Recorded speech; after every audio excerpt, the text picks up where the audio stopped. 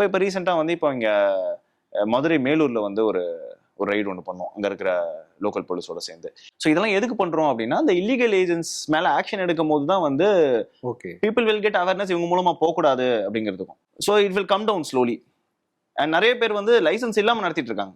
Okay licence இல்லாமல் கரெக்டாக நடத்துறவங்களும் இருக்காங்க. பட் ஆனால் பிரச்சனை ஆயிடுச்சுன்னா they will not help. ஆமாம்.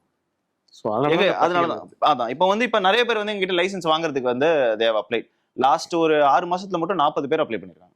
ஓகே இப்போ ஒரு அவேர்னஸ் கிரியேட் நான் சொன்ன மொத்த கவுண்டே 200ன்னு அதுல 40 பேர் புதுசா அப்ளை பண்ணிருக்காங்கன்னா அப்ப யூ கேன் சி எவ்வளவு அந்த எஃபெக்ட் வந்து எவ்வளவு இருக்கு அப்படின்னு. கரெக்டா பண்றவங்க லைசன்ஸ் வாங்கிட்டு பண்ணலாம், நோ ப்ராப்ளம். அப்படி லைசன்ஸ் வாங்காம வந்து நடத்திட்டு இருந்தாங்கன்னா டெஃபினட்டா we have to take action against them. என்னைக்கா இருந்தாலும் அது சிக்கல் தான். நாங்க கண்டிப்பா ஆக்ஷன் எடுப்போம். கண்டிப்பா இதுல வந்து அதுல மாற்று கருத்தே கிடையாது. லைசன்ஸ் வாங்கி நடத்தினா எங்க ஆபீஸும் ஃபுல் சப்போர்ட். லைசன்ஸ் எடுக்கிற வரைக்கும் நாங்க வந்து we are will facilitate them to take license ப்ராப்பரா என்னென்ன பண்ணலாம்னு சொல்லிட்டு. அப்படி இல்லாம நடத்துறாங்கன்னா கண்டிப்பா வந்து there will be action. அதுவும் ஏமாத்துறாங்கன்னா கண்டிப்பா வந்து very severe action will be taken against.